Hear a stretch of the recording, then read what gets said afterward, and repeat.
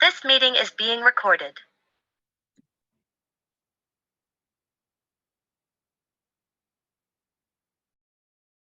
Listo, ya estamos. Bienvenidos a todos a esta conferencia con Gabriel Macías Osorno, llamada Flamenco en México, Historias, Horizontes de Creación, Prácticas y Tradición. Es para nosotros un gran honor poder contar con Gabriel y poder escuchar de él esta interesante historia acerca del flamenco en México. Creemos que quienes nos dedicamos al baile flamenco es indispensable conocer este trabajo tan importante que él ha desarrollado y que además ha compartido con una gran generosidad. Así que esperamos que este trabajo tan importante llegue a todos los rincones de México, y no nada más de México, sino del mundo, porque también somos una parte de la historia del flamenco. Así que, maestro, muchísimas gracias por estar aquí con nosotros, por compartir tus conocimientos, y voy a leer una breve biografía del maestro. Gabriel Macías Osorno es doctor en Historia por la Universidad Autónoma Metropolitana, Unidad Iztapalapa, UAM 1. Licenciado en Etnomusicología por la Facultad de Música de la Universidad Nacional Autónoma de México, UNAM. Licenciado en Estudios Latinoamericanos por la Facultad de Filosofía y Letras y maestro en Historia del Arte por parte de la misma institución universitaria. Su principal línea de trabajo es la música en México y en torno a problemas de la cultura y el arte.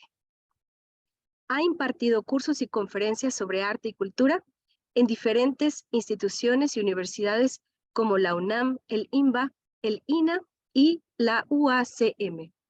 Bienvenido, maestro. Adelante. Bueno, muchas gracias por la invitación, por el espacio. Y bueno, pues por estar presentes los que están y bueno, los que futuramente vean esta conferencia retransmitida, que bueno, es una gran ventaja que ahora también nos proporciona, ¿no? Este tipo de encuentros. Bueno, voy a compartir una presentación, nada más que creo que me tienes que habilitarla para que pueda compartir pantalla.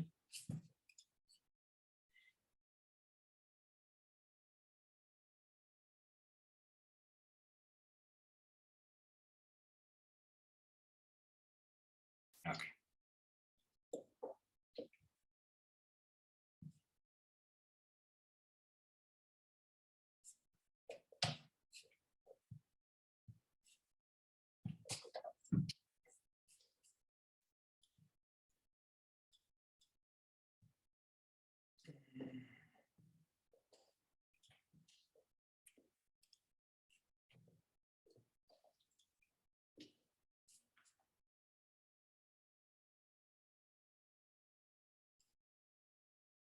Ahí está, no sé si se ve. Sí se ve perfectamente. Ok. Bueno, esto, esta plática, pues mi idea es un poco suscitar una reflexión de cómo entender la práctica del flamenco en México. Un poco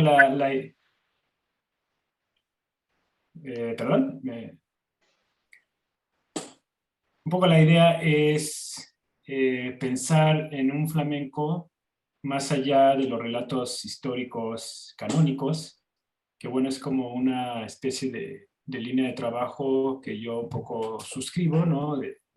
En cuanto a cómo pensar las historias de las músicas, de los géneros musicales, y en donde se trata de pensar la historia de las expresiones artísticas, musicales, desde otros trayectos más allá de los más conocidos, ¿no? Como entender cómo una expresión musical no tiene una sola historia, sino que tiene como muchas líneas históricas y que todas son como de la misma importancia, del mismo valor, en tanto que todas están conformando a esa expresión musical, ¿no? En este caso, pues, se trata un poco como de entender eso, ¿no? Como el flamenco no, y su historia, no es como un género ahí cerrado, sino que como acabado, definido, sino que es sumamente poroso, que fronteras que no son muy claras, de fronteras móviles, que todo el tiempo se está transformando acorde al tiempo, a los sujetos, al lugar donde se esté activando. Entonces, es un poco pensar esta idea de cómo se puede entender el flamenco y particularmente cómo los que practicamos flamenco, o sea, cómo entender nuestra propia práctica, ¿no? Cómo situarnos como creadores, hacedores, practicantes de esta expresión, ¿no? Situados en un lugar como México, como la Ciudad de México, como Saltillo o como sea en donde nos encontremos, ¿no? Entonces, bueno, yo parto de la idea de una investigadora que establece que las músicas, y bueno, cuando digo música también, bueno, yo el flamenco siempre lo pienso mucho como música, porque pues, yo soy guitarrista de flamenco, pero bueno, cuando digo música, pues obviamente también estoy también incluyendo la danza, ¿no? Entonces, esta investigadora que se llama Berenice Corti establece que la música de los géneros musicales hay como un mecanismo, por decirlo así, que van generando que se generen músicas de adentro y de afuera. O sea, ¿esto qué quiere decir?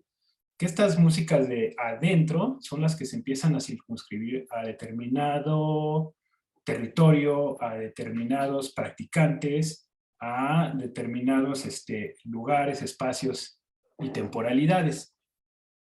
Todo lo que no sucede en el marco de ese lugar y personajes concretos se considera música de afuera. Y al considerarse como música de afuera, hay una tendencia a entenderla como con menor valor, ¿no? Es decir, para ella, las músicas sus relatos históricos van generando ciertos como cánones que se van anclando a determinadas geografías, a determinada temporalidad y generalmente a determinadas razas, a una raza, ¿no? Una condición racial. Esta autora trabaja a partir del jazz, ¿no? Entonces ella dice como que esta geografía como canónica, como que se va volviendo de adentro, es en el caso del jazz, digamos, Nueva Orleans, finales del siglo XIX, principios del XX, y con un personaje creador que es los negros afroamericanos, ¿no? Entonces, todo aquel que no sea negro afroamericano, que no sea de Nueva Orleans y que no tenga de alguna manera que el maestro de su maestro aprendió a tocar en 1900 cerca del Mississippi, entonces tiene menor valor, ¿no?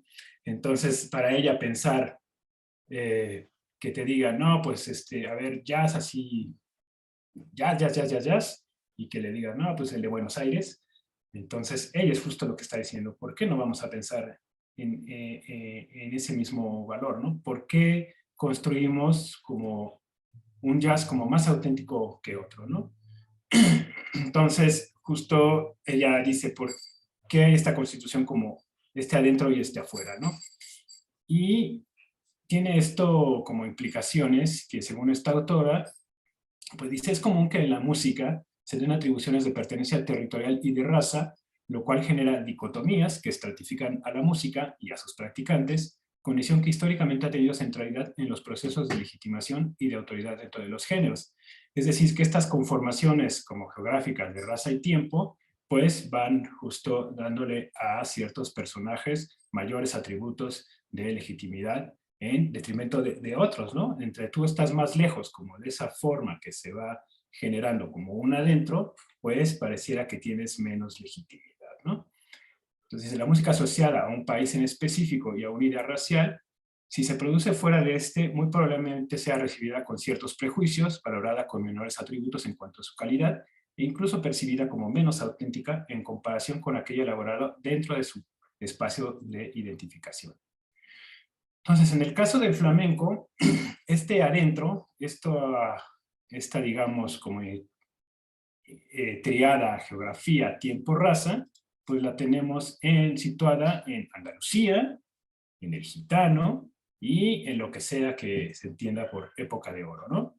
Porque pues, ya que algunos lo entienden como la segunda mitad del siglo XIX, para algunos son los primeros 2 décadas del siglo XX, como la época de los cafés cantantes del flamenco. Entonces, así se va conformando un poco en el flamenco esta idea del adentro y el afuera, ¿no? Adentro, Andalucía y el gitano, y la música afuera, el payo. Es decir, la construcción como de legitimidad, pues se atribuye siempre al andaluz y al gitano, y al que ahí como que pues no es tan legítimo, o que hace un flamenco de menor valor, pues es todo aquel que no sea de Andalucía ni gitano, ¿no?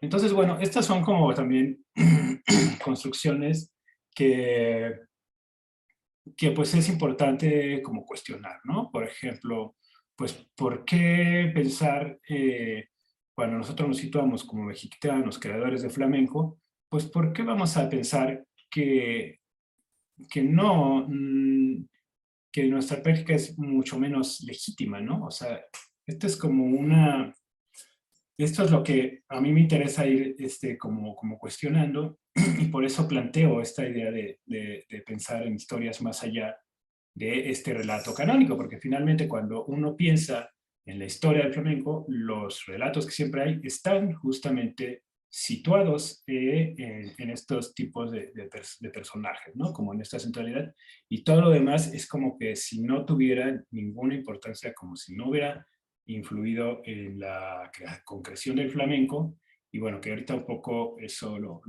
vamos a ver, ¿no? Pero entonces esto se va volviendo una idea como tan fuerte que en automático va a generar, pues ya, ¿no? Una como preconcepción de lo que es y lo que puede ser el flamenco. Y aquí la idea, pues justo eso, ¿no? Pensar entonces, ¿por qué cuando pensamos en flamenco siempre se reitera como un relato? ¿Por qué siempre tiene tanta centralidad Andalucía, ¿no?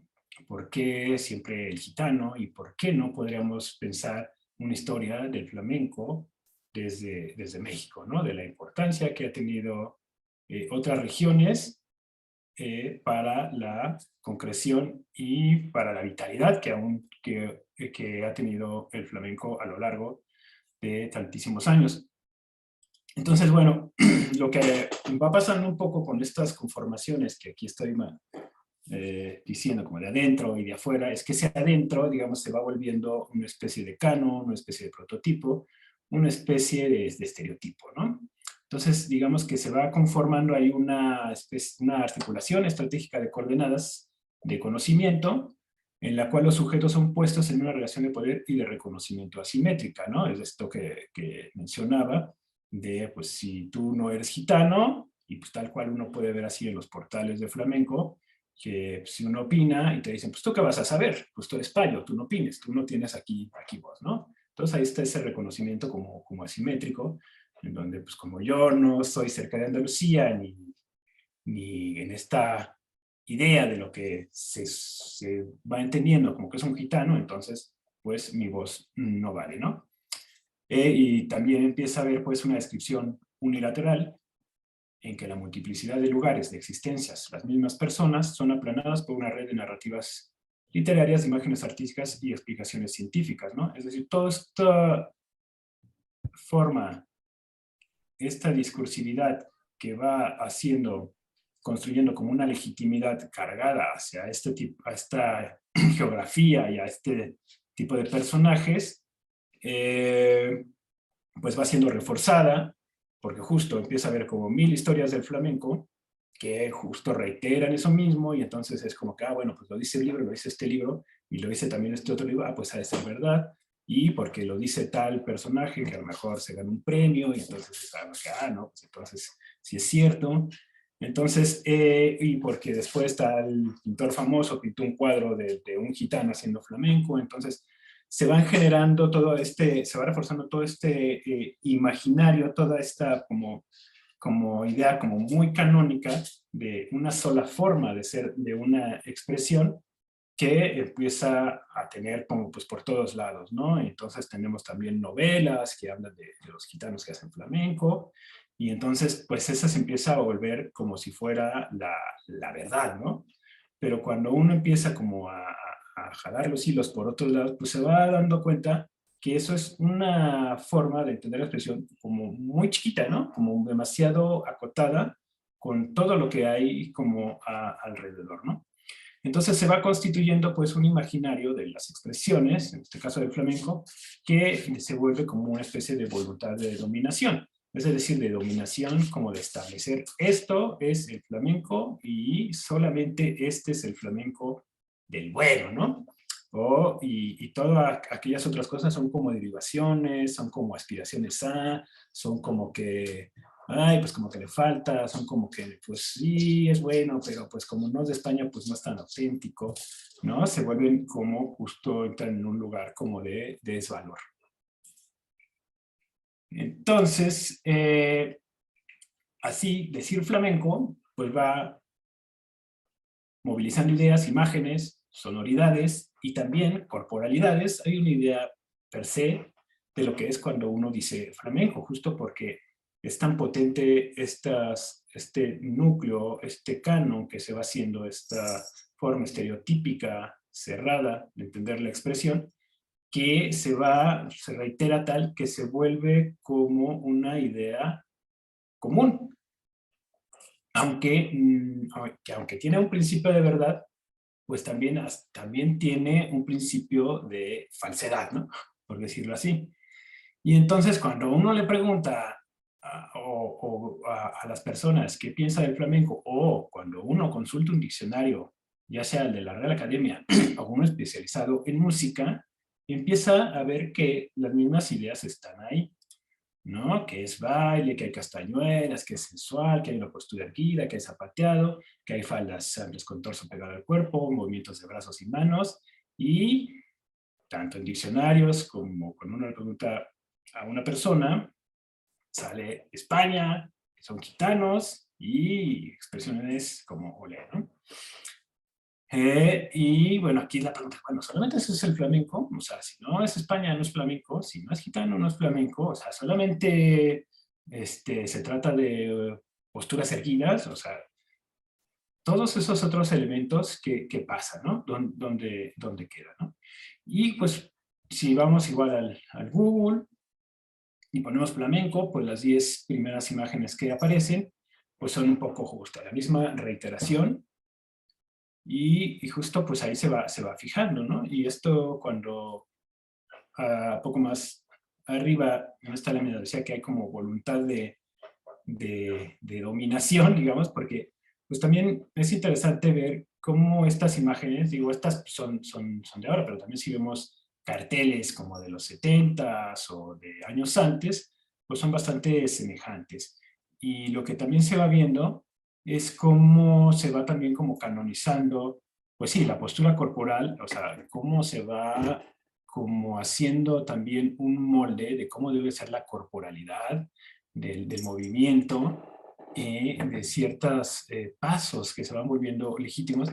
Entonces eso a mí se me hace muy fuerte, porque pues al final también todas estas ideas canonizadas pues van estableciendo un control de nuestra misma forma de ser cuerpo, ¿no? De nuestra misma forma de movernos, y entonces empieza a haber pasos prohibidos. Y yo me acuerdo que cuando yo iba a acompañar clases de danza, decía, no, es que así no, porque, no sé, como que si te agachas un poquito, eso es pecado, ¿no?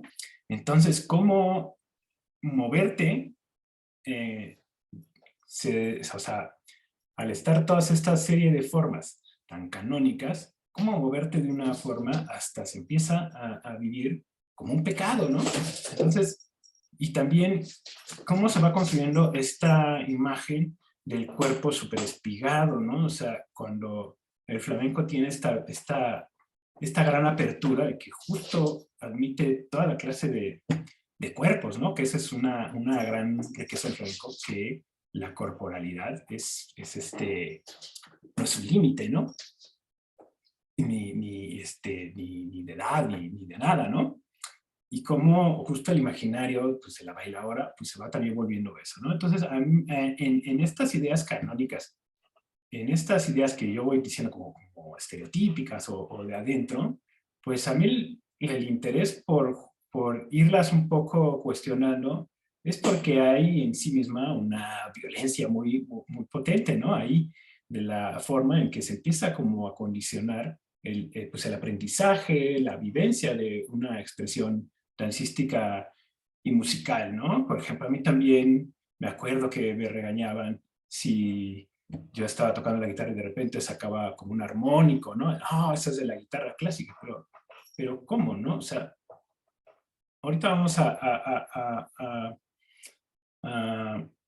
hablar un poco más de esto, ¿no? De por qué se pueden las cosas o por qué no se pueden, o desde dónde entender como más como estos límites, ¿no? Pero bueno, esta es como que lo que a mí me preocupa de estos como relatos canónicos, porque también me acuerdo que muchas de las veces cuando iba yo a tocar y de pronto al público le gustaba y se acercaban y te decían, ah, bueno, ¿ustedes de qué parte de España son, no? Ah, ¿cómo que qué parte? No, pues somos de aquí. Ah, no, sí, seguros. Así, ay, pues, ¿cómo no voy a saber si soy de España o si soy de México, ¿no? Y entonces había ahí como una cosa que como que les hacía cortocircuito, de decir, ¿cómo que no son de España? Pero a la vez me gustó, ¿no? Y más cuando uno se presenta como en espacios de españoles, ¿no? O sea, me refiero a espacios como ¿cómo se llama? Como el Club España, ¿no? Aquí de la Ciudad de México o cosas así, que a fuerza te quieren sacar que si tu abuelito, bisabuelito, tatarabuelito es español, como que para que un poco les cuadre la idea, y es así como que, pues no. Entonces es como que tan fuerte, ¿no? Que de pronto es hasta una incredulidad de, pues tú no puedes ser flamenco, que me parezca buen flamenco, si no eres español, ¿no? Y ahí están chistoso era, ¿no? Porque pues varias veces a mí me pasó eso y que te insistía, ¿no? Justo buscarte la nacionalidad española pues por cualquier lado, ¿no? Bueno, ahora también es interesante que si ponemos, además de esto de flamenco, las imágenes de Google, flamenco Andalucía gitano, empiezan a aparecer estas fotos en blanco y negro, ¿no? También este reconocimiento de esa temporalidad como pretérita, como que un poco ya el flamenco que se produce ahora, pues como que, ay, bueno, pues era mejor el de antes, ¿no? Entonces, como también negar esta contemporaneidad, como de esta producción, pues valiosa, significativa e igual de importante que la que se hacía tanto a principios del siglo, como a mediados, como a finales, como ahora en siglo XXI. Entonces, bueno, esta es un poco la idea como de pensar, pues, ¿cómo puede ser que nada más sea esa la historia del flamenco ligada a gitano y Andalucía o a España, digamos, o ligada nada más a España, ¿no? Entonces, un poco lo que yo también me pregunto es, bueno, pues también pensar que se pudiera dar en un solo lugar una expresión como el flamenco, pues tendría que hablarnos de que España está prácticamente, hubiera estado aislada del mundo, ¿no? O sea, ¿cómo pensar que solamente ahí se creó, se puede crear algo cuando España ha estado en interacción con casi que todo el mundo, en todas, bueno, no con todo el mundo, pero con un chorro de regiones a lo largo de toda su historia, ¿no? Entonces, pues España históricamente, digamos que ha sido romana, visigoda, musulmana, católica, imperial, ha estado ocupada por Francia, ha sido republicana, ha sido franquista y ahora demócrata, ¿no? Y pues cómo pensar que en todos este tipo de formas de una región de instalarse históricamente con todo lo que tiene que ver cambiar de ser, por ejemplo, romana a musulmana, imperial, o sea, todo lo que tiene que ver con las conformaciones de las regiones, de los países, es decir, como pues de la forma en que se van como encontrando, que generalmente es a partir o de pactos comerciales, o a partir de guerra, o a partir de esclavismo, o de cosas por el estilo, pues pensar que algo puede estarse así como constituyendo y nada más ser propio de un lugar, cuando están pasando un chorro de cosas por esa región, ¿no? Que hoy constituye España, ¿no? Entonces, pues ahí un poco es negar que la influencia de todos estos contactos no propiciará intensos intercambios con todas estas regiones con las que iba teniendo interacción, que pues, eran Europa, África, Oriente, América, ¿no? Y que todas estas interacciones pues no eran nada más que ay, España daba, sino también los españoles recibían, incorporaban, y iban haciendo con todo eso, pues como una, se iba haciendo como una maraña de cosas, ¿no? Entonces yo aquí un poco trazo un mapa en el que están las relaciones de España, centradas, digamos, en la historia de un poquito pensando en la relación con México.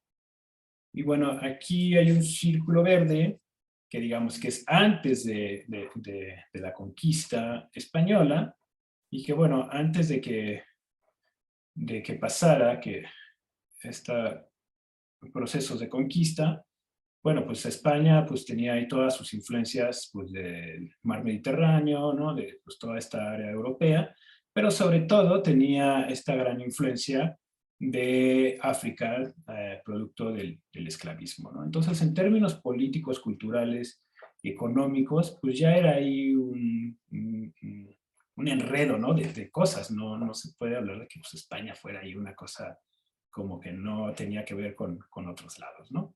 Y cuando digo pues que España, o sea, la forma en que se expresaba, pues también musicalmente, artísticamente, pues tenía que ver con todas estas otras regiones, ¿no?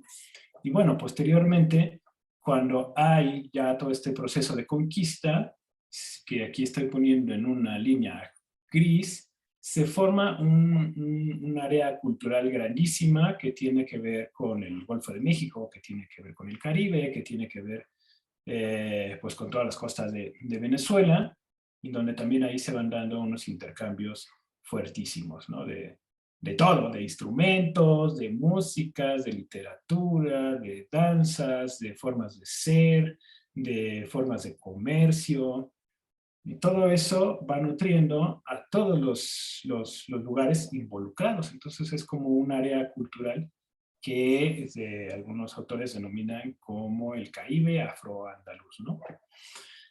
Y después, en la relación con México, bueno, España, México, América, pues tenemos otro momento como fuertísimo de intercambio, que es el exilio español republicano. Que pues, los exiliados españoles, cuando asciende el franquismo, pues salen pues huyendo pues muchos de la guerra, otros de las persecuciones políticas, y entonces ahí andan primero pues por África, luego unos se van como a Argentina, andan ahí por todo el cono sur, y ahí están en Estados Unidos, en México, hay como todo ahí una serie de lugares en donde se van insertando, en donde es muy interesante cómo van adaptando sus programas que tienen flamenco para que pues vayan gustando y no se tengan que regresar a España, ¿no? Entonces hay toda una serie de transformaciones muy importantes en esta época que también, ¿no? Van transformando al flamenco y lo van enraizando también en distintos lugares. Pero bueno, antes de que hable de esto, quiero un poco detenerme en cómo entiendo yo esto, cuando yo decía esto de si un paso puede ser pecado, ¿no? ¿Cómo establecer los límites en una expresión como el flamenco que tiene tantas posibilidades, ¿no?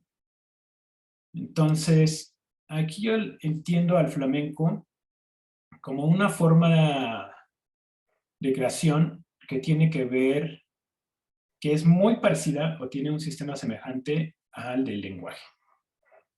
Entonces, en el lenguaje, cuando nosotros aprendemos a hablar, pues hay una serie como de convenciones de cómo debemos expresarnos para que otros nos entiendan, ¿no? Es decir, hay una especie como de gramática, hay una especie de forma en la que está codificada el lenguaje, que vamos aprendiendo, ¿no? Que tiene que ver con palabras y tiene que ver con cómo se estructura esas palabras para que generen, pues, ¿no? Comunicación. Entonces, digamos que en este sentido el lenguaje es un conjunto de convenciones necesarias adoptadas por un cuerpo social para permitir el ejercicio de la facultad del lenguaje en los individuos, ¿no? Es decir, esto como la gramática. Pero lo interesante del lenguaje es que el hablante puede introducir alteraciones personales, ¿no? Alteraciones personales en ese sistema que modifiquen ese lenguaje. Pero para que esto pase, o sea, si yo meto una palabra nueva y como que y si ustedes, digamos, no se la apropian, no la empiezan a utilizar, pues como que se pierde, ¿no? Pero si ustedes la empiezan a utilizar, entonces ya se vuelve parte del lenguaje. Es un proceso, digamos, como de aprobación o de censura. O sea, si ustedes la empiezan a usar y entonces ya se vuelve un común y la empezamos a entender, entonces ya se vuelve parte del lenguaje, hay una validación. Si no, si se desecha, es como que es un proceso de censura, ¿no? Pensemos en ciertas palabras, por ejemplo, como cantinflear, que pues es una palabra que en realidad pues no está en el lenguaje hasta que surge este personaje de Cantinflas y se vuelve entonces para alguien que está como diciendo cosas sin decir nada, que está cantinfleando, y que después pasa hasta estar dentro del diccionario, ¿no? Un poco es esto, ¿no? Cómo se pueden introducir cambios.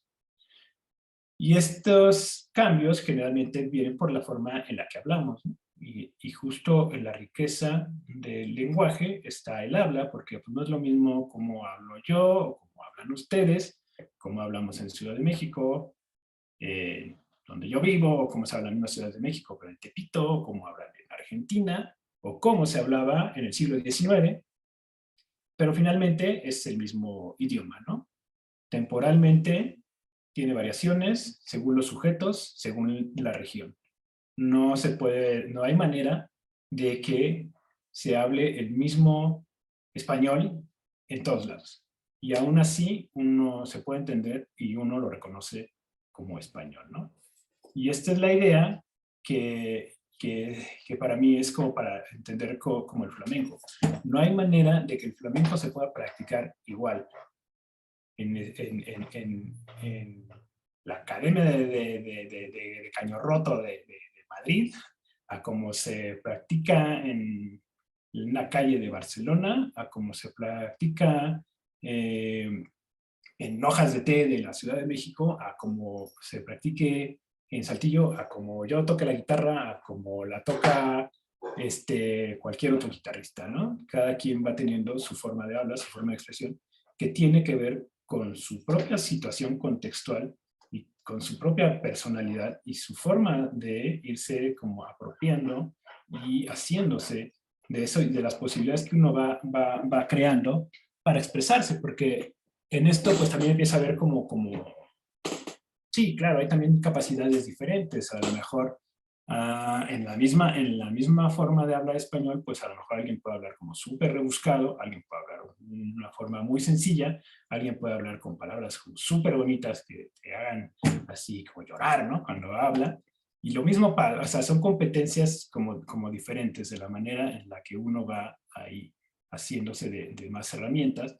Y lo mismo también pasa en la práctica del flamenco, pero no quiere decir que una vaya a ser mejor que otra, ¿no? Sino es justo los distintos elementos que uno va teniendo. Entonces, pues esta es como la gran potencia que tienen las expresiones como el flamenco, que tienen como que bueno, el flamenco, aunque siempre ha tenido una parte escrita, o sea, el flamenco desde que se empezó como a llamar flamenco, siempre se ha escrito en partituras, se han escrito las letras, ¿no? Y todo, o se ha grabado desde casi que empezó la historia de la grabación, desde el final del siglo XIX ya hay como hubo grabaciones de flamenco, pero uno de sus principales motores pues sin duda ha sido la transmisión oral. Y bueno, el que se escriba es muy interesante porque el hecho de que esté escrito no quiere decir que se quede fijo, como si se queda fijo, no sé, las sinfonías de quien ustedes quieran, de Beethoven, ¿no? Sino, al estar escrito, pues puede entrar en este mismo procesos como de código, ¿no? Que tiene el flamenco, como de la oralidad. Es decir, yo puedo tener una partitura de Paco de Lucía, pero no estoy obligado a seguir la partitura, ¿no? Porque justo el proceso del flamenco, pues está bien visto que pues, a lo mejor yo no quise hacer la introducción que puso ahí Paco de Lucía y puse una que yo me inventé o que se inventó, no sé, o de otro guitarrista, de Vicente Amigo, y bueno, puedo hacer esos intercambios y no pasa nada, pese a que haya un proceso de escritura, ¿no? Lo que no podría hacer yo, por ejemplo, pues a la novena sinfonía de Beethoven, en vez de poner quitar el himno a la alegría con el que acaba, ¿no? Y ponerle cualquier otro himno que a mí se me ocurra, ¿no? Eso no podría pasar. Entonces, esta forma como tan dinámica como de la forma del lenguaje es como una de las grandes cosas que a mí me parecen increíbles, ¿no? Del flamenco y de este tipo de expresiones, porque justo su capacidad de adaptabilidad y cómo nunca está cerrada como sus fronteras y cómo se pueden contextualizar y tener que ver justo con las necesidades y con las preocupaciones y con el universo de los sujetos que lo van creando. Eso es lo que a mí se me hace, pues sí, como súper increíble, ¿no? Entonces, aquí pongo un poco la diferencia, ¿no? Entre este nivel que puede tener de decir, bueno, vamos a interpretar una solea y vamos a una forma escrita, ¿no? Como Hombres Necios, de Sor Juana Inés de la Cruz, o del otro lado, como estos procesos más de la transmisión oral, una solea que pues nunca va a ser como la misma solea, siempre va a haber variaciones, aunque están esos elementos que nos pueden hacer reconocerla como una solea, ¿no? Y una solea no le podemos atribuir a alguien que alguien la haya inventado, sino es una creación, digamos, que se va dando en el flujo como histórico, colectivo, digamos, no hay alguien que, si no sabemos quién la inventó es porque no hay un inventor concreto, ¿no? No hay alguien como que, como que no la firmó, ¿no? Y por eso no sabemos quién es, no, sino porque es una creación colectiva. Y bueno, y entonces tenemos elementos diferenciados, ¿no? En una soledad, pues no sabemos el año de creación. Y bueno, pues hay elementos, ¿no? Ciertos adornos, ciertas formas de moverse, de velocidad, hay una determinada tonalidad, dependiendo, ¿no? De pues, quién cante. Y bueno, y en el caso de un texto como el de Sor Juana, pues sí hay una identificable, 1690, y un texto que siempre es el mismo. O sea, si tú dices otra cosa, pues ya no es, ¿no? Entonces, estas son como estas diferenciaciones que a mí se me hace importante resaltar, pues un poco para justo ver cómo la forma de entender esta gramática, este lenguaje del flamenco, pues cómo va teniendo que ver con nosotros, y justo ese es una de las cosas que pues van perdiendo validez de pensar que solamente el gitano andaluz puede hablar flamenco, por decirlo así, ¿no? Es como decir que solamente los españoles hablan español y todos los demás lugares en donde se habla español, pues que eso no es español, pues es como que pues, es como raro de pensar, ¿no? Entonces, ¿por qué pensamos como que el flamenco puede ser ese nada más flamenco o ese puede ser más legítimo, ¿no? Eso es lo que un poco yo quiero aquí como poner. Entonces, yo lo veo, el flamenco es un lenguaje dispuesto para el habla, y el flamenco en tanto lenguaje se encuentra en estado de código hasta que se interpreta, ¿no? Es decir, es esta gramática contenida, igual que el español, que ahí está, pero cuando se habla es cuando entonces cobra vida, ¿no? Entonces siempre es esa como reactivación, revivificación, reinvención, ¿no? Que siempre está pasando con el lenguaje, ¿no? Piénsenlo así, ¿no? El lenguaje del español como el lenguaje flamenco. Entonces el flamenco tiene su propia gramática, pero estructurada a través de los palos, es decir, lo que va generando las pautas son los palos, ¿no? Entonces ya, pues, si es un palo de alegrías, pues ya sabemos que tiene cierta como estructura, tiene como cierta tonalidad, hay cierta forma de cantar, ¿no? Hay cierta forma, ¿no? De interpretativa ya como predispuesta, ¿no? Cierta emocionalidad, más bien, ¿no?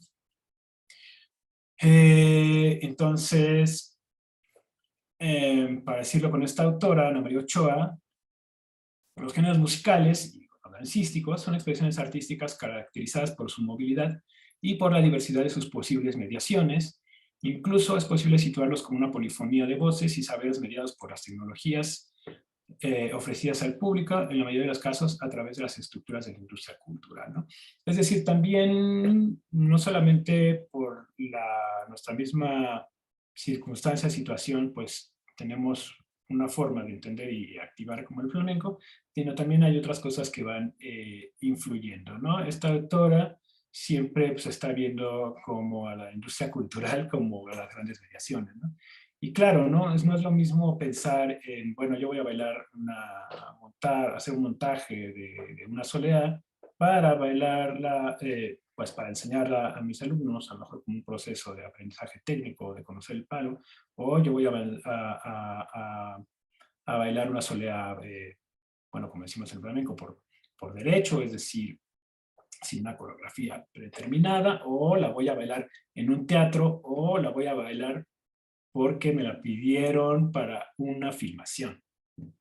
O voy van a grabar nada más el audio.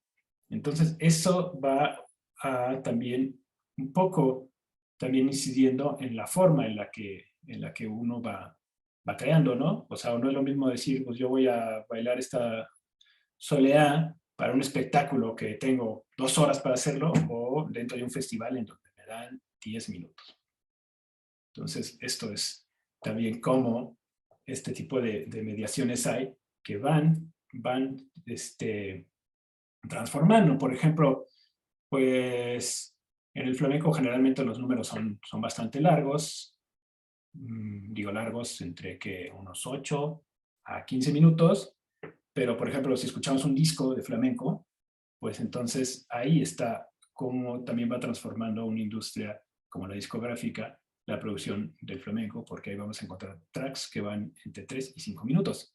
Entonces es otra forma de cómo estos elementos como tecnológicos y también de la industria, pues van dándole una fisionomía muy particular a los géneros musicales.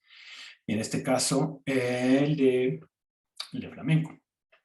Bueno, entonces esto es un poco como la idea para mí de entender pues cómo se va creando el flamenco, con qué tiene que ver y pues precisamente por qué no hace tanto sentido como quererla enclavar a una sola forma de ser, ¿no? A la postura erguida, al vestido pegado, al andaluz, al gitano, ¿no? Todo esto que veíamos anteriormente, ¿no? Y entonces, ¿cómo pensar esta idea también de lo que se puede y no se puede, ¿no? Del pecado, ¿no? Que a mí eso me llamaba mucho la atención, que nos dijeran pecadores, ¿no? Por tocar, no sé, un armónico, no sé, o justo por que salían vestidos los bailarines digamos, no de una manera, por decirlo así, de la más convencional, de la más canónica, ¿no? Que no bailaras, no sé, que bailas con pantalón en vez de falda, ¿no? Cosas así. Entonces, bueno, pues por eso creo que en esto ayuda a pensar, pues, también en los espacios en los que se van moviendo lo que hacemos, porque nuevamente volviendo a la idea del habla, pues sí, ¿no? O sea, el lenguaje todo el tiempo se está actualizando, pero sin embargo hay actualizaciones que en un principio pueden ser muy conflictivas. Y aunque haya amplios grupos que las acepten, también va a haber amplios grupos que las rechacen, ¿no? Por ejemplo, si pensamos ahora en el lenguaje inclusivo, y yo les digo todes, a lo mejor a unos, pues, sí, todes, ¿no? A lo mejor a otros no les va a hacer tanto sentido, a lo mejor va a decir, eso es una malformación del lenguaje, ¿no? Entonces, lo mismo pasa en el flamenco. De pronto que a lo mejor un hombre baile con mantón, puede ser como que, ¿cómo? ¿Por qué está bailando con mantón si es hombre, no? O puede ser, no, pues padrísimo, o puede volverse ya algo ya muy usual, ¿no? Pues como ahora podemos ver, ¿no? Que ya es algo como bastante común. Entonces, bueno, no hay una frontera tampoco como nítida, sino también en función, pues también de lo que uno se va preguntando y donde uno va colocando pues como lo que se pregunta, ¿no? También cuando uno hace danza, cuando hace música y también aquí a lo que uno quiere llegar, creo que también tiene que ver como con una cuestión ahí también como muy personal, ¿no? Las como variaciones que le vamos introduciendo pues, a las formas del flamenco, ¿no? A los palos, pues. Bueno, y otra cuestión que voy a abordar así como muy rápido, son entonces pensar si como creativamente y ya como efectivamente la manera de hacer flamenco tiene que ver con procesos de los sujetos, de los contextos y de las temporalidades, bueno, entonces aquí yo quiero plantear rápidamente algunos trayectos históricos que a mí me parecen muy sustanciales dentro de la historia, bueno, de cómo ha sido el flamenco en México, ¿no? O sea, no quiero decir pues, con todo lo que he hablado que pues evidentemente no se puede trazar una historia así como lineal, ¿no? De pasó esto, luego vino este otro y luego entonces vino no sé quién. Sino que hay un chorro de cosas que no son tan fáciles de ver, ¿no? Que se van ahí como enredando con otro tipo de procesos y van generando como sus propias trayectorias, ¿no? O sea, por ejemplo, ahora es muy difícil pensar en una historia del flamenco en México. No hay manera de trazarla así como de una línea, porque, pues, por ejemplo, cada escuela, cada estado, hay como distintos referentes, ¿no? Entonces, la idea es cómo pensar entonces en este tipo de historias que se han ido tejiendo del flamenco en México y cómo también pensar cómo esto también ha ido transformando al flamenco que se hace en otros lados, o sea, que podemos pensar que se hace en España, pero también el que se hace, no sé, en Estados Unidos o el que se hace en alguna otra región, ¿no? Con las que se va teniendo interacción. Entonces, bueno, uno de los primeros como trayectos históricos, un poco este que ya había un poco empezado a hablar, es cuando viene este proceso colonial entre los siglos XVI y XIX, se dan ahí producto del sistema colonial, pues sí, ¿no? De extracción de la riqueza, del suelo americano, pues se da todo un sistema de flotas de largo alcance que tocan distintos puntos, entre ellos pues lo que es el Caribe, el Golfo de México, y sobre todo van y llegan a Sevilla y a Cádiz, ¿no? Y un poco como yo había dicho, ahí pues no solamente se están como llevando mercancías o intercambiando cuestiones de índole económico, sino también hay toda una serie de intercambios de personas, de modas, de manifestaciones cultas, populares, urbanas, rurales, de músicas y danzas. Entonces, ahí en estos largos siglos de que así funciona como esta economía colonial, en su relación, digamos, transatlántica, pues es que pues pasan un chorro de cosas, hay un chorro de intercambios y cosas que se van suscribiendo en uno y otro lado, ¿no? Es como una gran área cultural en donde pues algunos autores dirán ahí se forman espacios de transformaciones culturales, de transformaciones musicales, pues es tal intensidad en la forma de compartir y del tiempo que pasa, por ejemplo, el barco en un puerto y ahí, ¿no? Que se dan ferias comerciales y, o sea, es como que tan fuerte todos estos encuentros, estos intercambios, que finalmente todas estas áreas del Golfo de México, Sevilla, Caribe, pues tienen un chorro de cosas compartidas, ¿no? Que uno puede ver desde la forma de la arquitectura,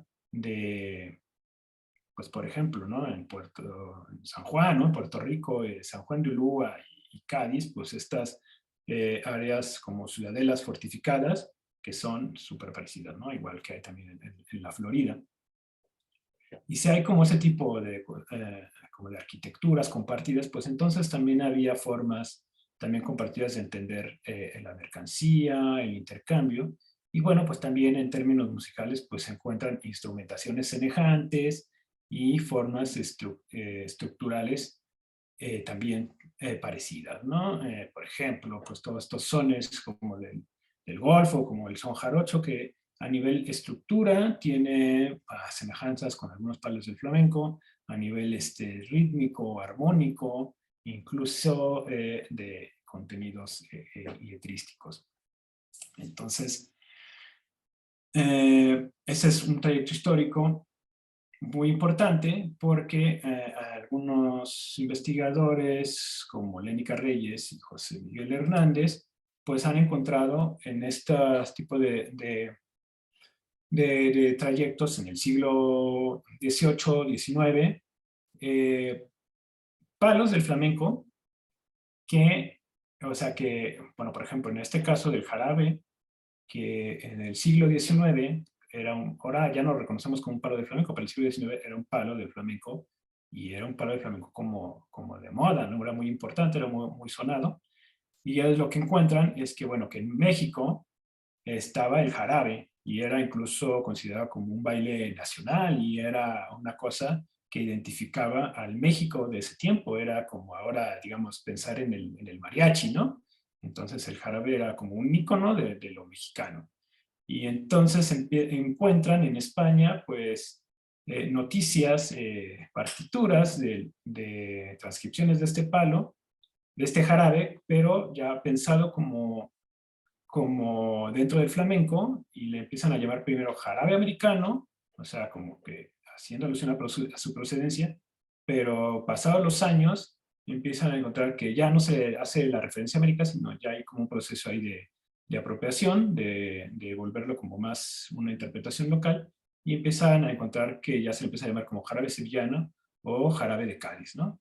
Y es interesante que ellos encuentran partituras y pues ven que pues, básicamente es como que esto que llaman jarabe americano, pero luego sevillano, es básicamente lo mismo, ¿no? Entonces, ¿cómo en este fluir una música como el jarabe se vuelve flamenco? Claro, ahora, pues con el pasar del tiempo, pues ya no, porque, pues como decíamos, así como ya no hablamos, no, como ya no se habla como en el siglo XIX, ya no usamos el vosotros o cosas así, esa voz igual, ¿no? Pasa también con las músicas, ¿no? En el jarabe, pues cayó en desuso dentro del flamenco. En México no. En México pues, sigue teniendo vigencia. Y otra cosa que también estos autores encuentran es que la petenera, que tanto se defiende que es de andaluza, pues ellos encuentran como las referencias que se defienden como más antiguas en Andalucía, pues ellos encuentran peteneras más antiguas en México. Entonces, y justo pasa este mismo proceso en Andalucía, le empiezan a encontrar como petenera nueva, americana o jarocha. Y después ya simplemente la petenera y es este palo que aún sigue vigente, ¿no? Dentro del flamenco. Y bueno, y más que pensar así de como que, no, pues es que el flamenco, o sea, como pelear por un origen mexicano ni nada, pues ellos los que dicen, no, pues es que es un espacio de transformación y entonces pensar en un origen de las cosas es muy difícil porque justo está moviéndose dentro de ese intercambio y así como la petenera en España se fue volviendo pues lo que ahora conocemos, pues acá se fue volviendo son huasteco o son itzmeño, fueron adquiriendo formas diferenciadas, pero que en un momento pues estaban como ahí casi que se podían confundir, ¿no? Entonces eso es como, en términos históricos, pues es muy interesante porque justo va cuestionando esta idea de cómo puedes tú solamente querer localizar a un género musical como que se creó en un solo lugar cuando están pasando todas estas cosas. Entonces es como que, pues es justo negar los procesos históricos, sociales y políticos, económicos, ¿no? Pensar que algo tiene que ser a fuerza de un solo lugar y que solamente ahí se creó. En términos históricos es imposible. Y lo mismo pasa con el fandango, ¿no? En el Diccionario de Autoridades de 1742 lo define como baile introducido por los que han estado en los reinos de Indias, que se hace al son de un tañido muy alegre y festivo, ¿no? Y bueno, pues, pues ya saben que pues en el flamenco tenemos fandangos, ¿no? Y fandangos de muchos tipos, de Huelva, naturales, etcétera. Entonces, bueno, aquí también hay el fandango, hay como este precedente que al parecer empieza en territorio americano y pues se transforma hasta que es flamenco y acá fandango pues significa ya también pues, otra cosa.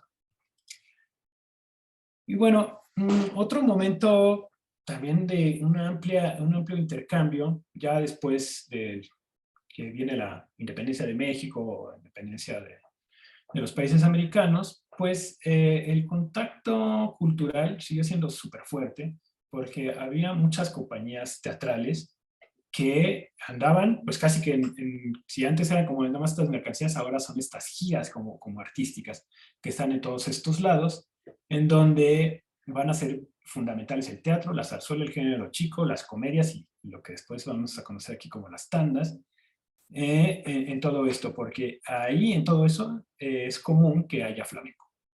Entonces, estas formas de presentar música, pues siempre van acompañadas de flamenco y que justo los empresarios también como para que las funciones pegaran más, tuvieran más éxito, pues las van modificando acorde a cada país. Y acá, bueno, claro, pues es que éramos colonia española, entonces, pues el hecho de que se volviera independiente no quiere decir que se haya expulsado a todos los españoles. Había una presencia española muy fuerte, sobre todo en la ciudad, y sobre todo los españoles, pues eran los que tenían más acceso al teatro, o sea, los que tenían más, finalmente eran los que habían quedado como en una mejor posición económica, y pues eran los que iban. Entonces, parte de atender como ese gusto de estar, lo que ahora decimos como los antiguos residentes o la colonia española en México, pues era justo pues que hubiera flamenco. Entonces, estos mismos autores que yo mencioné arriba, Lénica y José Miguel, pues encuentran que hay como zarzuelas con flamenco que se llegan hacia finales del siglo XIX a presentar en México más de 250 veces. Entonces, eso nos habla de qué tanta inserción tenía el flamenco en México ya desde finales del siglo XIX. Y esta presencia del flamenco a través del teatro, zarzuela, género chico, comedias y tandas, fue una constante hasta como los 50, ¿no? El flamenco ha tenido siempre como una gran presencia.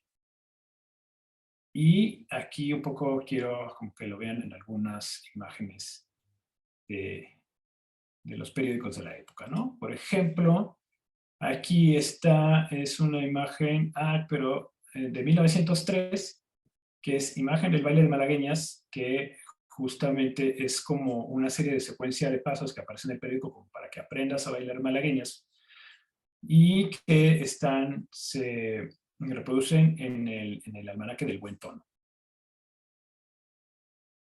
Luego, en 1912, encuentro esta nota que dice: nuestra distinguida cliente española, tenemos el gusto de participarle que hemos recibido los siguientes discos de gran éxito de canto flamenco con guitarra, ¿no? En 1912, o sea, hay una demanda por la discografía, ¿no? de flamenco, que te habla, ¿no? Como del gusto que hay por el flamenco aquí.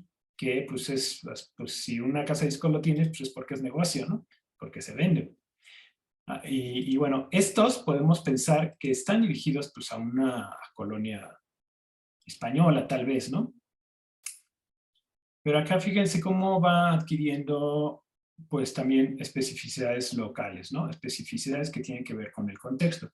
Hay esta caricatura que se llama Cantadora de Flamenco y aquí aparece abajo como si fuera una letra, ¿no? De flamenco y dice, tengo dos lunares, el uno es el de Zapata y el otro es el de Pino Suárez, ¿no? Pues estamos en 1900, estamos en plena Revolución Mexicana y pues aquí desde el flamenco se hace una alusión pues a dos de los personajes importantes de la Revolución Mexicana. En 1914 encuentro también este anuncio de profesor de flamenco español, garantiza en corto tiempo la enseñanza de guitarra a domicilio y se ofrece para fiestas españolas y andaluces, es el mejor en su clase y cobra precios convencionales. Llamadle si buscáis un rato agradable en la ausencia de la patria. Entonces, bueno, aquí también lecciones o sea, que se transmita el aprendizaje de guitarra en México, bueno, pues no es una cosa novedosa, por lo menos desde 1914 ya en el periódico alguien se anunciaba para ofrecer clases y claro, también había, ¿no? En los periódicos uno puede encontrar lo mismo en el caso del aprendizaje de la danza. Aquí esta es una tarjeta de visita de una obra que es Gaona se ha perdido. Gaona es un torero que en esta época, 1925, era como la sensación en México, era como un torero muy afamado. Y lo curioso es que aquí está escrito un garrotín. Aquí no lo van a ver, pero acá sí. Lo transcribí. Esta letra de garrotín que es como súper conocida, ¿no? Que dice, ¿qué te quieres poner? ¿Qué te quieres apostar? Apuéstale lo que quieras, que yo no me apuesto nada. Hay el garrotín, hay el garrotán de la Vera Vera de San Juan, ¿no? Esta letra que es súper usual en el palo de garrotín, pero acá, como supongo que se cantó en la obra, o por lo menos ahí lo ponen en esta presentación, en esta publicidad, dice, ¿qué te quieres apostar? ¿Qué te quieres apostar? Que un torero como el Indio nunca más se ha de encontrar con el garrotín y el garrotán, un torero cual Gaona de seguro no hallará. Entonces aquí vemos nuevamente pues como cómo el flamenco cambia porque hace sentido, ¿no? Pues gusta el flamenco, pero también gusta ese torero y pues, ¿por qué vamos a pensar que esta no es una letra de garrotín perfectamente equivalente? Si ustedes mañana vayan en un garrotín, podrían ponerle esta letra de Gaona y no pasa nada, ¿no? Sería perfectamente como un homenaje histórico al flamenco en México.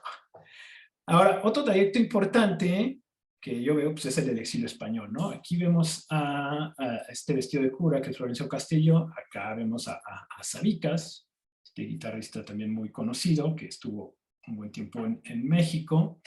Y bueno, lo que un poco les decía antes, cómo sus números de flamenco los iban adaptando, en este caso a obras de comedia. Aquí Florencio Castillo pues, es un cura que alecciona en un convento, pero a través del canto flamenco, y es pues, una obra cómica, y que bueno, alguna vez lo entrevisté y decía, bueno, pues eso en España no gustaba, pero en Argentina, en países de América, pues era una sensación y entonces pues ahí la fueron como agrandando y fue como el éxito, porque justo acá pues tenía sentido hacerla.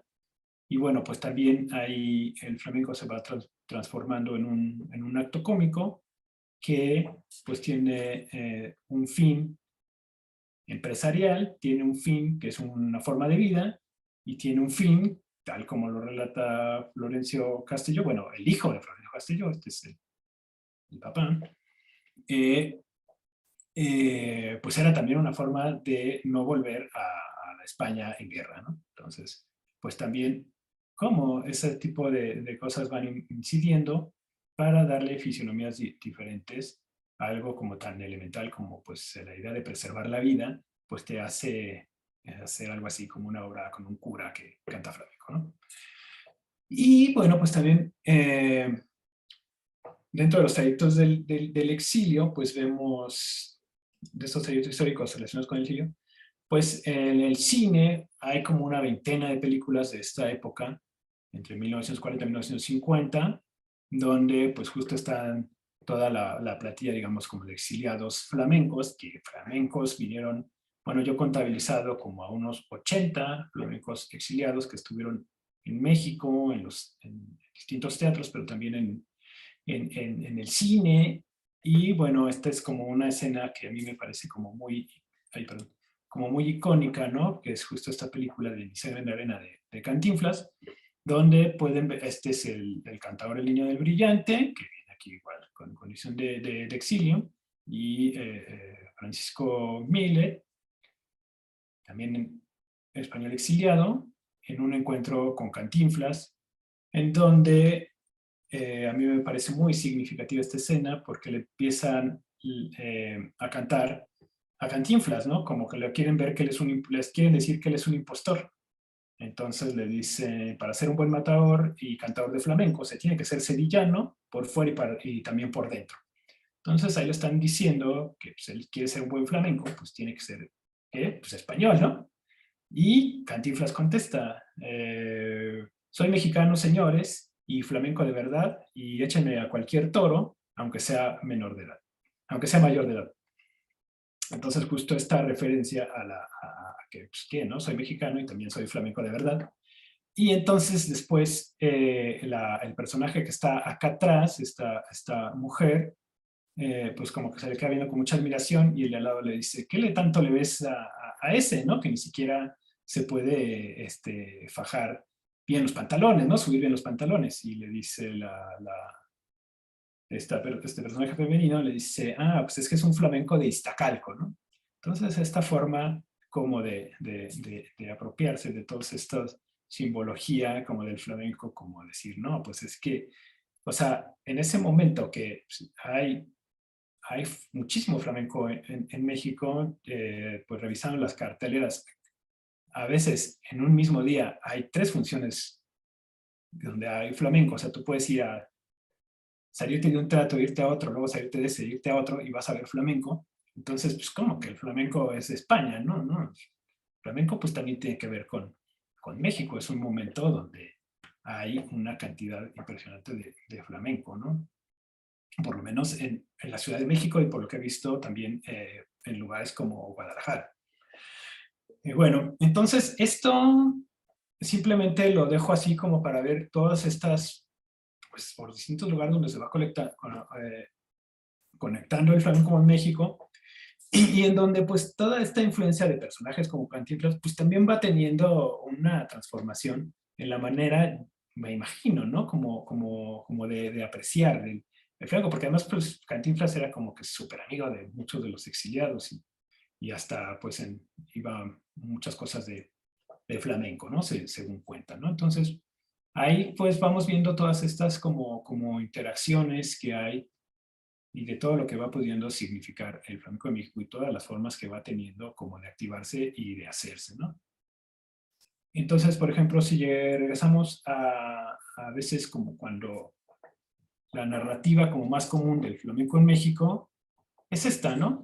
Que como que por ahí de los años 20 vino la Argentina y entonces, y ahí como que empezó el flamenco y después vino la argentinita, luego vinieron los exiliados, luego empezaron los tablaos y luego hubo una decadencia de los tablaos, pero luego ahora está, no sé, las temporadas de flamenco, que hay un poco esa tendencia como a construir como ese relato medio lineal, aunque pues cuando vino la argentinita, en otro teatro, ahí está en Virginia Fagras, en el Teatro Colón, estaba Paquita Sicilia, y como dice aquí la publicidad, quien cantará flamenco.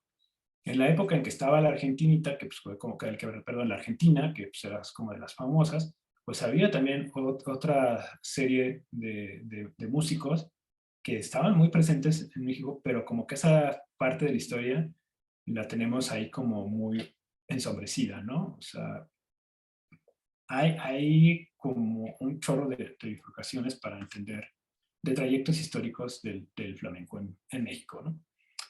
Entonces, a mí esto me lleva a esta siguiente reflexión. Entonces, ¿qué vamos entendiendo como por tradición?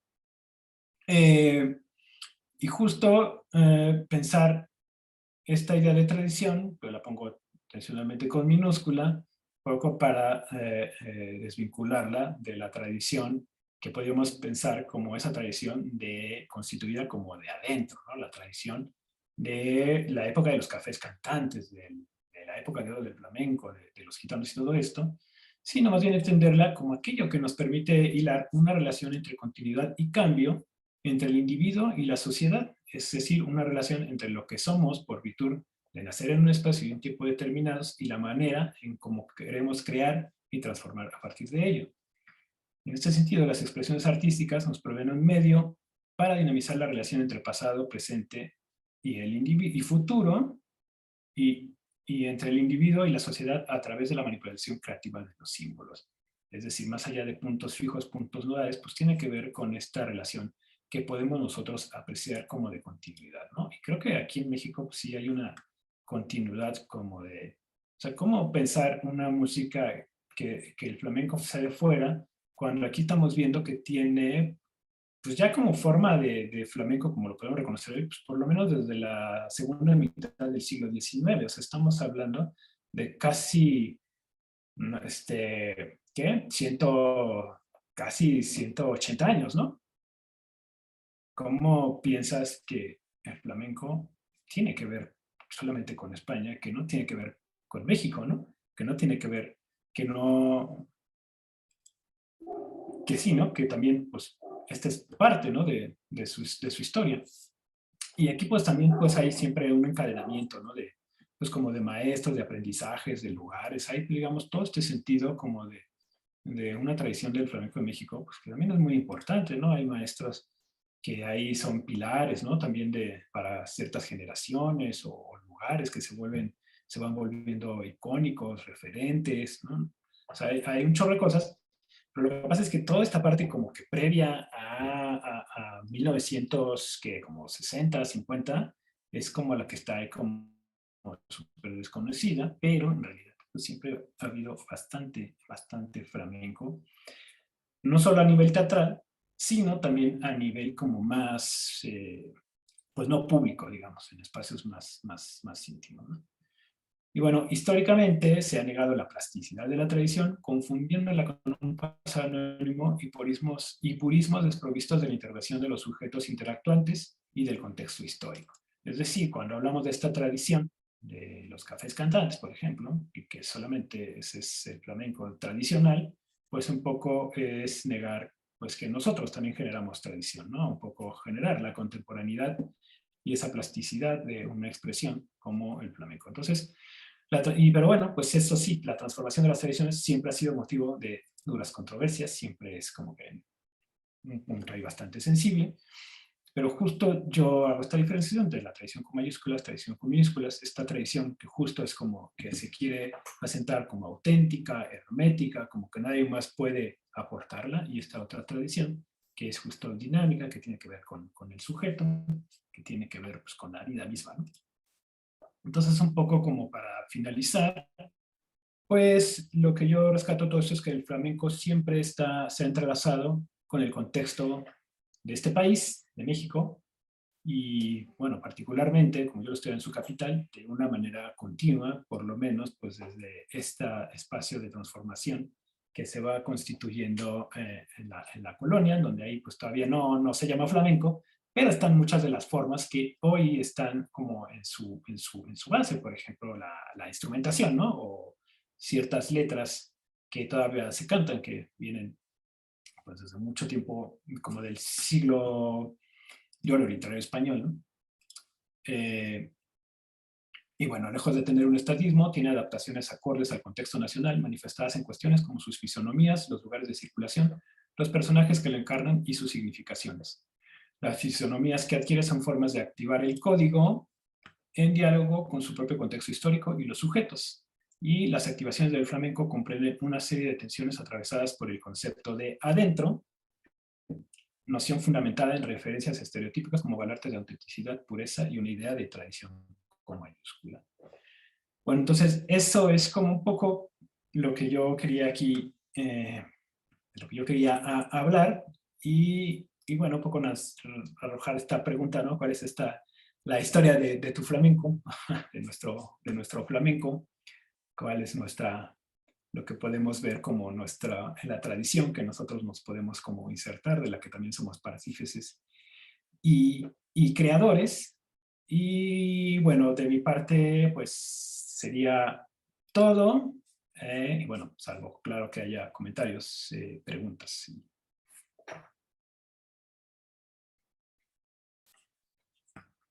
Muchísimas gracias, Gabriel. Voy a poner para que todos nos podamos ver. Aquí está. Les invito en este momento pues a abrir sus micrófonos y vamos a brindarle un muy fuerte aplauso a Gabriel por esta importantísima conferencia que ha compartido con todos. Así que bueno, pues desde aquí muchísimas gracias. Bueno, muchas gracias. Abrimos Gracias. para preguntas. Gracias. Gracias, Gabriel. Sí. Para las preguntas les vamos a pedir levantar la mano y vamos a ir dándoles la palabra. Empieza Alicia. Hola, buenas. Bueno, mira, algo que me llama mucho la atención es que el decir que un bailador de otro país no puede bailar flamenco sería decir como que los rusos no pueden bailar ballet. Sí, o sea, de hecho, entonces digamos, sí, es una situación que me llama mucho la atención. Lo localista que es toda esta historia, ¿no? Que si no eres, por ejemplo, igual a un mexicano, ¿por qué bailas flamenco si no es tuyo? O sea, también esa es otra cosa que como no ha sido como o sea, mi pregunta sería, ¿por qué sí aceptamos que a lo mejor el ballet es internacional y por qué en cambio el flamenco fuera algo muy local?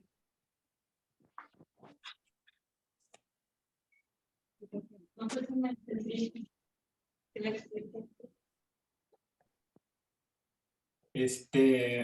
Muchas gracias. Bueno, creo que son por varios factores. Creo que uno tiene que ver, o sea, uno muy importante tiene que ver por el papel que ha jugado el flamenco para España, porque pues es un poco el flamenco en España, es un poco lo que aquí el mariachi, ¿no? Que tiene que ver como con procesos de construcción nacionalistas. Y entonces el flamenco pues siempre ha sido como desde el siglo XIX como algo que se ha ido constituyendo como un identificador de España, pero claro, no cualquier flamenco, ¿no? Pues también en la misma España pues tienen sus flamencos de adentro y afuera, ¿no? Por ejemplo, pues muchas veces pues el flamenco de Madrid o de Barcelona pues no se reconoce como auténtico flamenco, ¿no? Incluso el de Andalucía no se reconoce todo como auténtico flamenco, solamente el de, no sé, de Cádiz o el que hicieron los gitanos de las cuevas del Sacromonte, ¿no?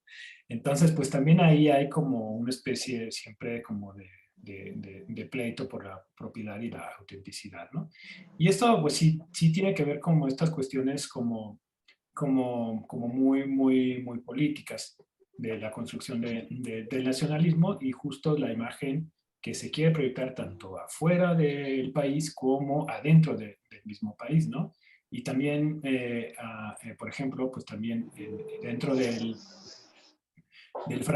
franquismo, pues también el flamenco fue súper importante porque justo era un poco como controlar la diversidad cultural española y un poco ahí como condensarla en esta idea como del flamenco, pero pues justo un flamenco que era pues como del pasado, ¿no? Como que ya no era vigente, era como una recreación de lo que habían hecho como los antepasados españoles, una cosa así, y ya así como muy inerte y justo fue un momento muy fuerte como de negación de todos los creadores de flamenco de ese tiempo, ¿no? Si no lo hacías como se hacía, pues sí, ¿no? Previo a la época como republicana, pues entonces no tenías ahí como una visibilidad. Entonces, pues sí creo que eso es una cosa como que se ha quedado mucho también de esa como exclusividad como española. Y por otro lado, pues también está este relato del gitano, que también se han ahí como tratado como de constituir como a partir de esta noción de raza, como casi como que los dueños del flamenco.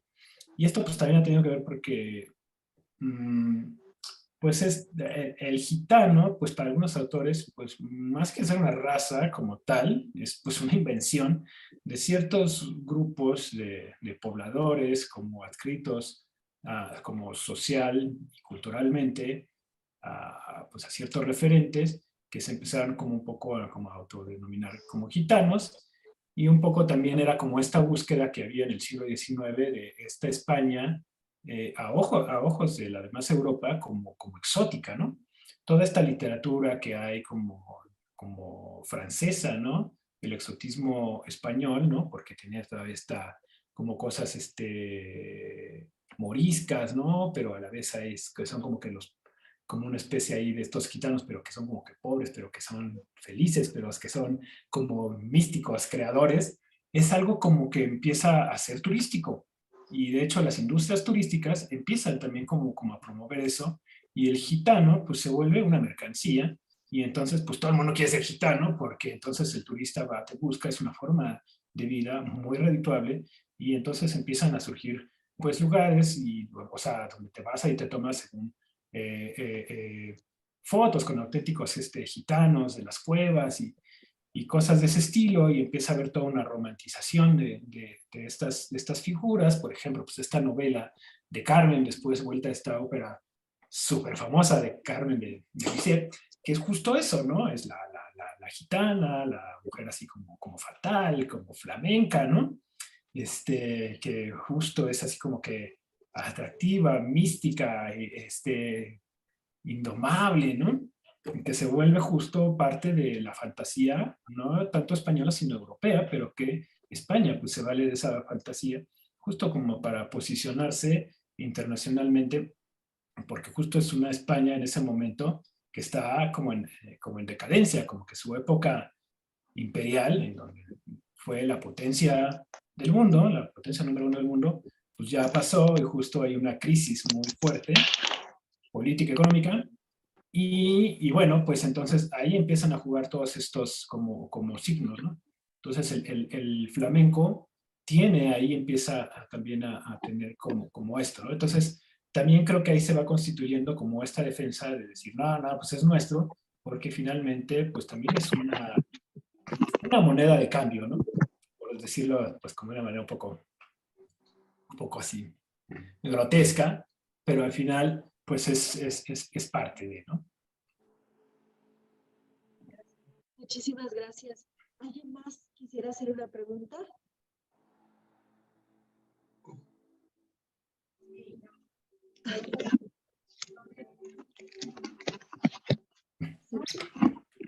Pero igual, de parte de Alicia, bueno, pudieran poner sus micrófonos en silencio para poder escuchar mejor al maestro Gabriel.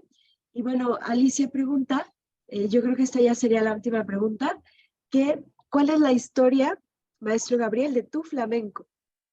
Si pudieras compartir. Bueno, la historia de mi flamenco es que pues yo empecé a tocar la guitarra, pero pues conforme fui empezando a tocar la guitarra, y pues pues a mí me enseñaban de una manera, ¿no?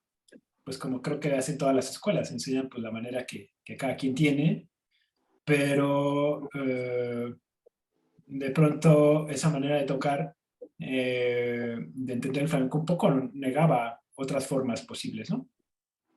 Y cuando yo fui viendo esas otras formas, pues me llamó mucho la atención, ¿no? Cómo es que esto iba, cómo es que había diferentes maneras, ¿no? Cómo es que unos lo entendían así, cómo es que unos tocaban de esta otra manera. Y eso fue lo que me empezó a llamar, cómo se movían otras personas con las que yo no trabajaba, ¿no? Bueno, a mí en mi tiempo me tocó un poco como esa forma de ver diferente el toque de guitarra es ver, por ejemplo, a Gabriel Elizondo tocar, o ver a Casila Madrazo, ¿no? Y que pues veías como un concepto del cuerpo y del sonido pues súper diferente. Entonces, eso pues me llevó como un poco a empezar a tener otro tipo como de exploraciones, a ver hasta dónde más por dónde más podía transitar el flamenco, y un poco empecé yo a trabajar con Ricardo Rubio, con esta idea que es pues, llamado de alguna manera como flamenco experimental, ¿no? Como por ponerle un nombre, que bueno, pues más bien justo es eso, la manera en que se ponen, cómo se activa el código, y bueno, ahí empecé un poco a tener otro tipo de exploraciones del flamenco, que finalmente me llevaron a buscar como la historia del flamenco, me llevaron más por un terreno también académico, pero que pues finalmente sigue siendo como el eje de esta pregunta, ¿no? ¿Cómo puede ser el flamenco? ¿Cómo ha sido en México? ¿Cómo, por qué querían que yo fuera español cuando tocaba, ¿no? Esta idea de alguna vez también que un bailador que se movía y que parecía mujer y cómo, y es como, bueno, pero ¿por qué quieres? ¿Cómo? O sea, ¿cómo a fuerza hay que moverse? O sea, ¿cómo se mueven los hombres? ¿O por qué hay un movimiento normado para decir, no te puedes mover así porque pareces mujer? Entonces eso se me hacía como una cosa en esos momentos como muy explicable y como que me chocaba mucho, y así eso que también a fuerza te quisieran adjudicar que eras español. Y entonces, bueno, esto pues me fue lanzando todas estas preguntas que pues al final me llevaron a pues hacer una tesis doctoral, ¿no? Sobre el flamenco en México, que pues es también un trabajo, y la investigación que hago, pues sí, ¿no? En el fondo es un poco como autobiográfica, contestarme a mí mismo todas esas cosas que yo me fui preguntando, pues más o menos en unos 10 años que yo tuve como de actividad como muy intensa de estar tocando la guitarra flamenca pues para muchos grupos, ¿no? Y con distintos proyectos y como solista, ¿no? Entonces es un poco mi historia, es de cómo también me fui conociendo cómo era amplísimo el flamenco, cómo lo iban entendiendo los distintos compañeros, y a la vez cómo por otro lado había quienes te rechazaban y quienes te querían contener a ciertas formas, ¿no? Entonces esa es como mi historia con el flamenco, ¿no? Muchísimas gracias, Gabriel, por estas respuestas. Muchísimas gracias por esta conferencia maravillosa que nos ha abierto el panorama, sobre todo a revalorizar también nuestro papel como país dentro de la historia del flamenco, que también la historia que nos has dejado muy claro, que también la construimos cada uno día a día y con nuestro quehacer y con lo que cada uno es y aporta. Así que muchísimas gracias, un fuerte aplauso nuevamente para ti, por favor. Que este trabajo llegue de verdad a todos los rincones del mundo y que más personas puedan conocerlo y sobre todo conocerlo de ti. Gracias por tu generoso compartir. Les voy a pedir para finalizar que abramos cámaras para hacer una foto de grupo que me encantaría poder tener. Así que chicas, invito a acercarse y vamos a hacer esta bonita foto para conmemorar esta conferencia. Vamos abriendo. ¿Listos? ¿Alguien más? ¿Ya estamos? Tequila. Tequila, dicen. Y, Aquí ya está Ángela. muy bien, muy bien. ¿Listos? ¿Alguien más o ya la tomamos? Yo creo que ya la tomamos. Una asada de chorizo, pero todo era al asador. Pero la tortilla de este vuelo así, cada taco están como en 40 pesos. Pero la tortilla de este vuelo doble, así un chingo de carne, y luego como que le embarraban así Ay, ahora no lo escucho. de guacamole, y luego le echaban salsa, como que te lo doblaban. Gabriel, muchísimas gracias. Saludos muy grande a todos. Al contrario, muchas gracias a ti y bueno, a todos los que estuvieron presentes, les agradezco muchísimo, fue muy, lo disfruté muchísimo. Gracias. Mexicano. Para eso son los tacos. Hasta luego, gracias. Ay, güey, es lo tradicional ahí.